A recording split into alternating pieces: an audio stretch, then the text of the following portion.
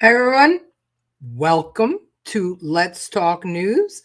I'm Leticia Remauro and I'm your host. And boy, we have a few things to talk about tonight. How many people heard the news that Jimmy Kimmel will be back on the air tomorrow? Well, it's true.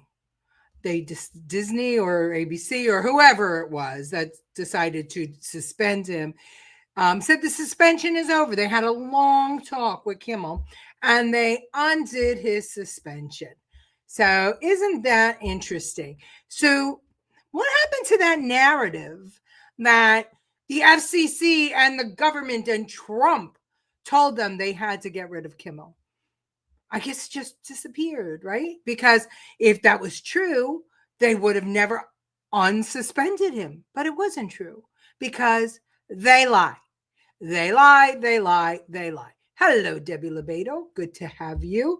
Hi, Francine. Good to have you. Yeah, not Trump or MAGA. Admit it. That's the truth. That's the truth. So they spent the whole weekend, carrying on about how the government was overreaching. Last night we saw Obama talking about it and everybody talking about it. The supposed strong arming of the FCC.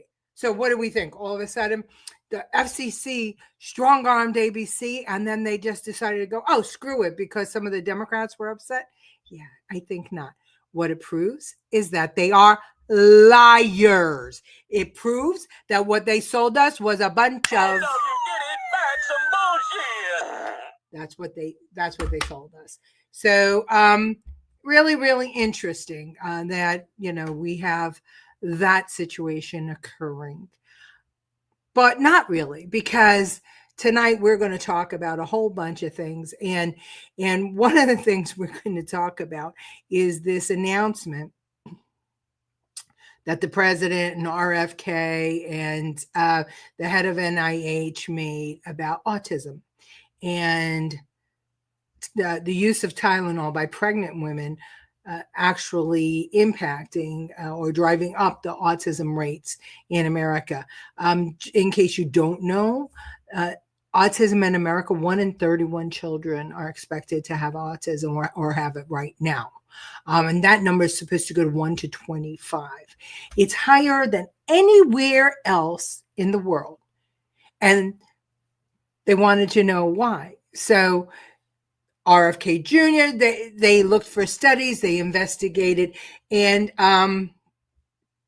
they found some answers. And I'm going to show you that clip in a little while. Yeah, it does show their stupidity. But, to who? Here's the thing, right? As all the mainstream media does, they report the drivel to the masses who want to eat it up. And then, what happens is when it comes time to reverse themselves, nobody does. But I want to hear how they're going to handle it. I want to hear what they're going to say to undo, the quote unquote strong arming rumor. But anyway, the reason that we're going to talk so much about the autism situation is because mainstream media is they're poo-pooing it. They're poo-pooing the findings of Harvard and of Mount Sinai and the federal government and the Department of Health and the NIH. They're poo-pooing it because mainstream media knows best. Or is it's because mainstream media is owned by entities other than Americans who want America to fail? Maybe that's it. Maybe that's it. Well, why am I bothering to, talk all about it? Why don't I show it to you so that you can decide for yourself? So here's the clip. This is CBS News reporting live as the press conference was going on today. Watch. Well, and so what we're hearing from the president is that the FDA will start to notify physicians about the use of acetaminophen that they believe is associated with an increased risk of autism. And this, of course, is use of acetaminophen by pregnant women.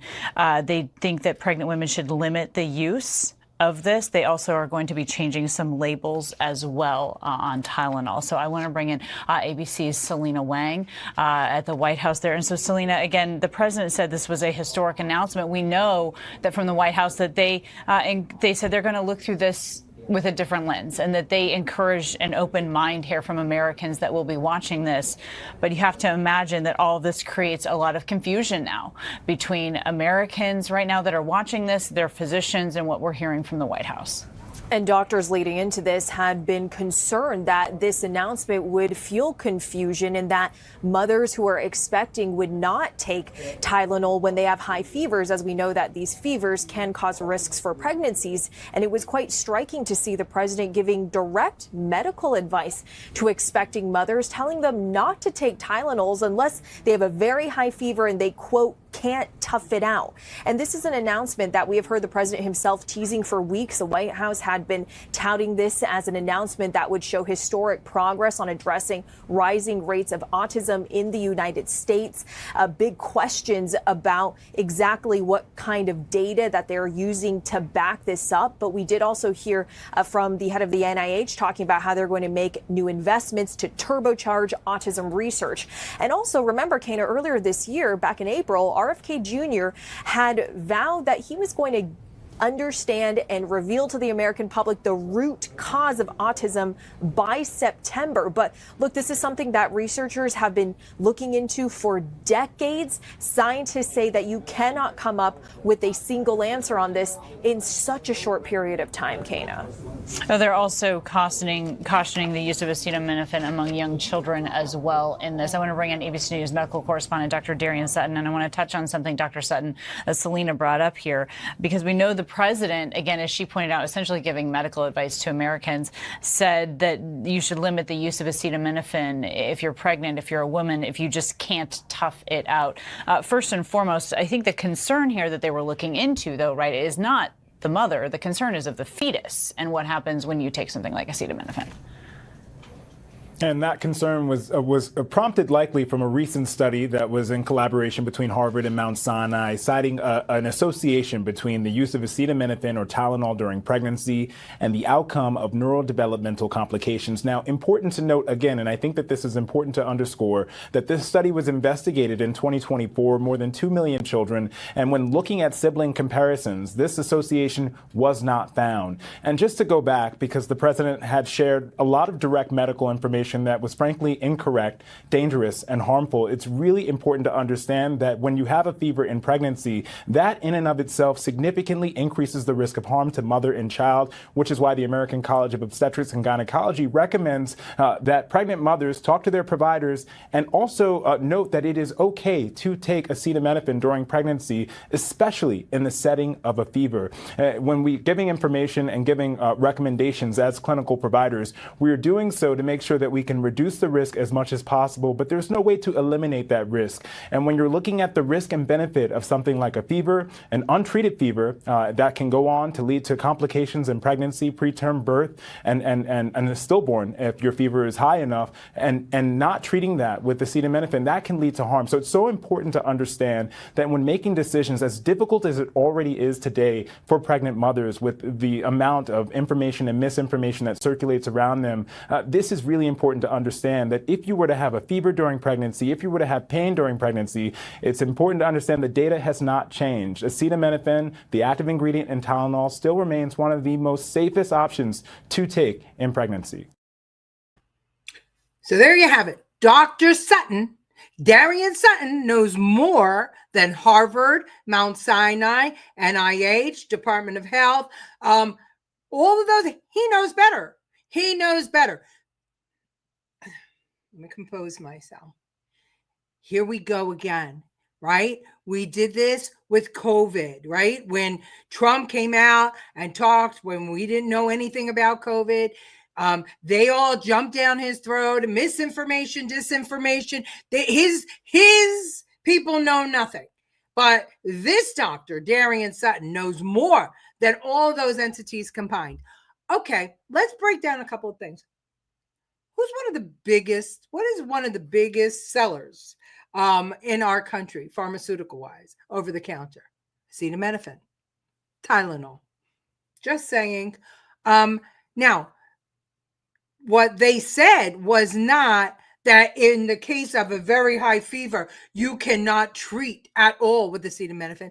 They said, don't look at Tylenol as a go-to during pregnancy because it should be used cautiously. Okay, they didn't. The president said, tough it out. What does tough it out mean? Well, if you have a headache, maybe you don't just grab the Tylenol because you have a headache and you think it's safe. Maybe you put a cold compress on your head. Maybe you consider it.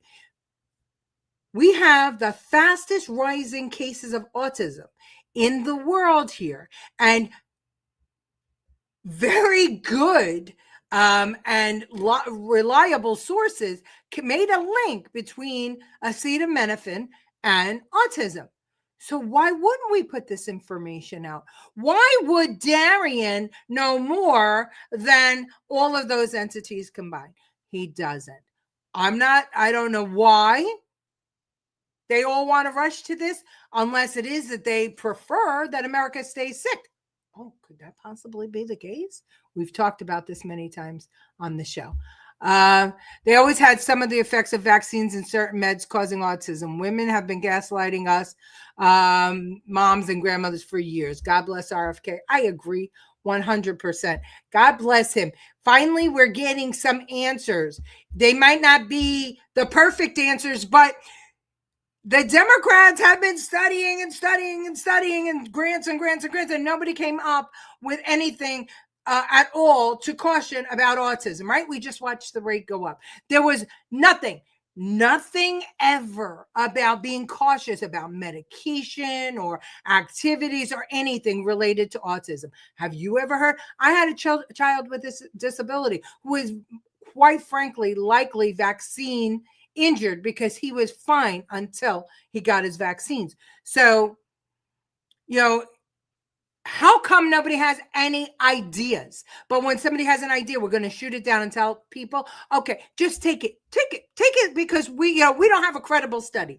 Okay, I don't know. Mount Sinai, pretty credible to save my life. Harvard, okay, I'll listen.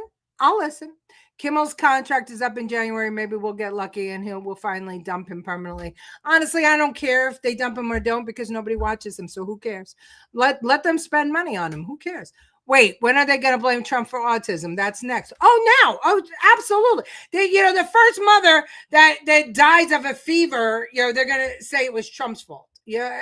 And I thought that was hysterical when they said, high fevers can cause problems. Yeah, they can. But Tylenol, how many mothers take Tylenol maybe once a day during pregnancy because they think it's safe? How many people do that? I mean, I take Tylenol every single day for my arthritis. So think about that. How many other people think it's perfectly, it's perfectly safe? How many, more than that, how many parents give babies Tylenol when they're teething? Or how many mothers misuse it and give them Tylenol to put them to sleep? Could that have something to do with it? Could that do we think that everybody uses every medication exactly as the directions? I know plenty of mothers that used to give their kids Tylenol to make them sleep. Okay. It's safe. You can do it. How many people? Think about it. This is the same thing they did with the COVID vaccine. Some of the doctors did not want to give it because they knew the facts, and some of the doctors won't agree with this because they don't know the facts. Exactly. And this is the thing is that, believe the science. Well, it's who's in control of the science. Who's in control? Who and NIH were China influenced? Yeah, they were. Listen, at the end of the day, who owns ABC? Or is it CBS is owned by China? ABC is owned by Qataris. The fact is mainstream media is no longer owned by American loving individuals, put it that way. There is nefarious stuff going on, and our disinformation is spreading. But the fact that Donald Trump put together a team and they looked at studies and came up with a warning for young mothers who are facing a 1 in 31 chance of their child having autism. And they gave out a caution for a drug that is widely used in not only the mother, but the infants, because it has been said that it is perfectly safe. Well, I don't know about you, but we all know that when we were kids, right, there was no Tylenol droppers. There were no Tylenol. There was aspirin, and mothers weren't supposed to take aspirin. We weren't supposed to take anything. What happened with high fevers then? And then they developed Tylenol, and then it was overused. Listen, I love Tylenol. Like I said, I take it every day for my arthritis. It does a great job, but I can't believe that a young forming body should have any kind of toxic medication in its system other than breast milk. They don't even want you to feed your baby. Think about it. If you're a mother out there, or even if you're not, know this. They don't want, they being the pediatric medicine and the doctors and the scientists, say, don't feed your baby's formula because breast milk is better, right? We all heard that, right? Breast milk is better for the baby, tolerated better for their growth, better for the hormones, better for everything, right? Second best, right, is formula, all different kinds of formula that they have, which has preservatives and chemicals and everything else. They don't want you they prefer you feeding the baby natural stuff. But give your baby, by all means, give your baby chemicals in the form of pharmaceuticals. We have no problem with that. Think about that. My light just fell down because I'm overusing my hands during this podcast. But just think about that. Am I the only one? I mean, everybody on this program has a brain. Think about that. So breast milk, most important. That'd be the best thing you can give your baby. Formula, possibly. Don't feed your baby solid foods before 8 months old, right? But we're going to give your kid before the age of 1 year old, we're going to give your kids all kinds of shots and vaccines. At birth, we're going to give your baby vaccination for hepatitis B, a sexually transmitted situation that mostly junkies and hookers transmit. And you can give your kid Tylenol if they're teething or if they don't feel good, if they have a fever, if you have a fever. Somebody needs to make this make sense because it doesn't make sense to me. Okay, let me see. We are over-medicated country and a sick country. We sure are. And we need to think about that. How about the allergies? Never heard of so many kids with allergies. You're putting chemicals into a forming body. I would like to know if you inject, hello, Andrew Dorman, if you inject chicken eggs with Tylenol, how would the chickens come out?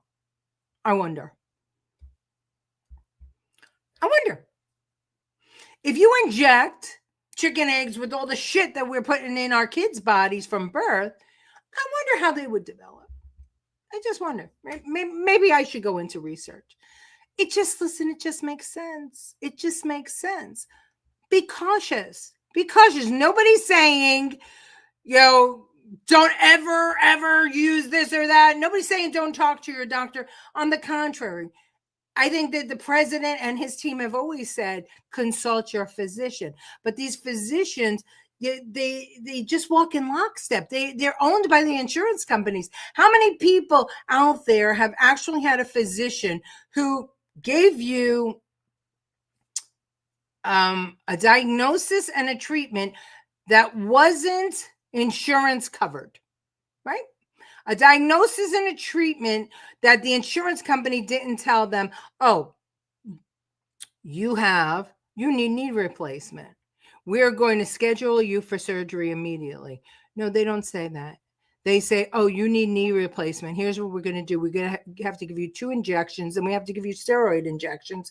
And then a year from now, we can schedule you for the knee replacement, because the insurance company will not pay for your surgery unless you have all these things. I know that to be true, not just for myself, but for at least 24 other people out there. They inject hormones in what we eat too. Yeah, they sure do. Our food is also contaminated with toxins. How many, remember the migrants that came to New York and they were providing food for them, and the food was being left by the migrants because they wouldn't eat it, because the migrants said it was poisoning them. It was making them sick. Why does American food make people sick? People from other countries sick?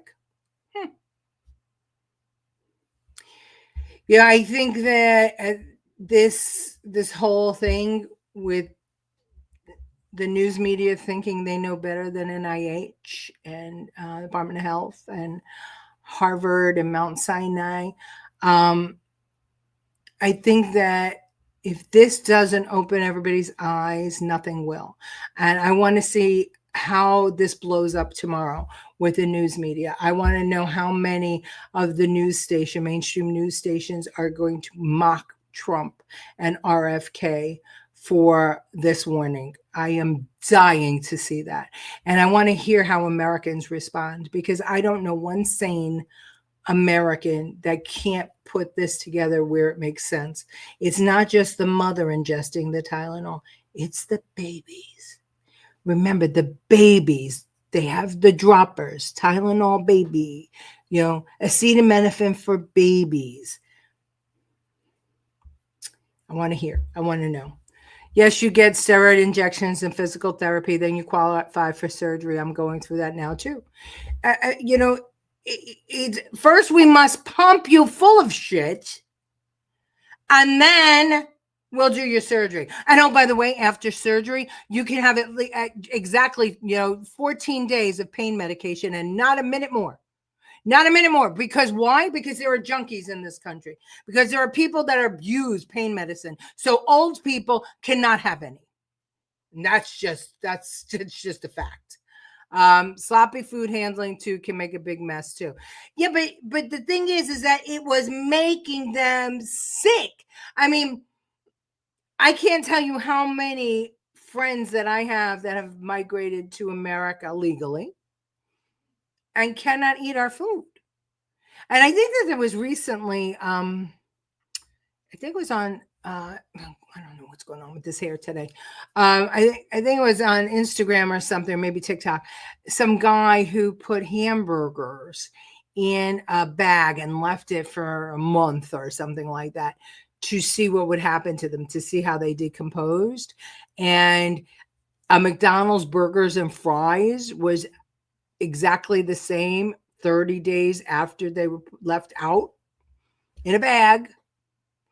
No mildew, no mold, no anything. And I can't remember. What I know is that Five Guys was the only one that actually decomposed as it was supposed to. It stunk and it decomposed. But the McDonald's hamburger and fries, you could have eaten it. It's sick and it's crazy and it's sad. Okay, I have another story for you. Another story that just, to me, proves everything we already knew. How many people out there knew that Tom Homan, the border czar, the man responsible for the 0 criminal engagements at the border over the last 3 months? How many of you knew that he was being investigated by the DOJ for taking a bag with $50,000 cash in it from undercover FBI agents posing to be businessmen who wanted Homan to get him government contracts? How many people knew this investigation started under Biden, and today the DOJ through the investigation out. How many people knew this was happening? I want to know. Anybody? So the left are going to mock for the safety of our children. They're going to look. Oh, hold on. I got to put it up on my screen and got to remember these things. They're going to look like jerks again, and crime, open border, anti-health. We are wise to the left. Most of us are. Well, here's what I think. So if the left mocks him about this, I think that thinking mothers will say, I might not like him, but I'm going to heed his recommendation. And then there will be others that will, just because they hate him, they won't listen to him, and they'll continue using Tylenol as they did. And I think no matter what, the autism rate is going to drop. Because even if half the country decides to say, screw you, I'm just going to do that. And if none of the doctors change the way that they do things, I think that the people who are thinking will say, I want to protect my baby at all costs. And they'll start to think to themselves, breastfeeding, optimal. Don't put chemicals into your baby's body. Then why in the world are you giving them all these shots? Optimal is nothing, right? Until they're older and developed. Don't use Tylenol unless absolutely necessary, and then use it sparingly. Optimal. I think that anybody who reads and hears and thinks will heed this study, and it will make sense for them. Everybody else, they'll do what they have to do. And at the end of the day, what do we know, Debbie, and many of you out there? What we know is there was a group of us who said that vaccine was dangerous, the COVID vaccine, dangerous for young people because it thickened the blood and caused blood clots, and that it wasn't going to stop COVID.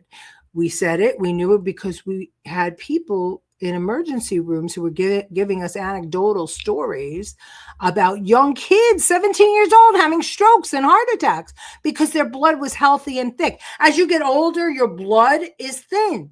And I believe that shot was originally made, correct me if I'm wrong, but I don't think so, was originally made for older people, because those were the biggest at-risk group. I remember AOC being criticized that she was first online to get the shot and she was young and healthy. But it was originally made for us, for 60 and older, who were at risk for COVID. But then all of a sudden they started giving it to kids, and then it was recommended, and then it was mandated for children. So, like everything else, we were proven right. And here we go again. So listen, if it was my kid and this is what I heard, if it was my grandchild, anybody I love, I would say use the Tylenol sparingly. Okay. So anyway, back to Homan. So anyway, they're investigating him, or they were, but listen to this story. The FBI and the Department of Justice officials have confirmed they have closed an investigation into President Trump's border czar. That's Tom Homan. So I want to bring in CBS News Homeland Security correspondent Nicole Skanga, who's joining us live from our D.C. bureau to talk about this. So, Nicole, break down this bribery claim investigation and why the DOJ closed it. Yeah, President Trump's border czar, Vlad, Tom Homan, was recorded last year accepting a bag with $50,000 cash by undercover FBI agents in an ongoing investigation. Now, the New York Times has reported that the Trump Justice Department later closed that case. Homan was investigated for potential bribery after he agreed to help the undercover agents who were posing as businessmen to secure government contracts. Now, no word from Homan yet, but a White House spokesperson called the investigation blatantly political and called Homan, quote, a career law enforcement officer and lifelong public servant. Now, the cash was reportedly inside a bag from the fast casual food chain Cava. Homan, of course, is a powerful figure within Trump's orbit. In fact, he was the president's first administration pick outside of Vice President J.D. Vance. Less than a week after Trump won re-election, he announced Homan would serve as his administration's border czar at about the same time this investigation was happening. At about the same time the investigation was happening. You're going to tell me that Tom Homan, a career police officer, was going to sell his soul for $50,000? No effing way. And supposedly there's a recording of it. Well, how come the Biden administration didn't release it in November after Trump won? Why didn't the Biden administration release the recording? Because everybody's reporting as if that recording actually exists, and nobody's released it. Nobody has seen that recording. So I call.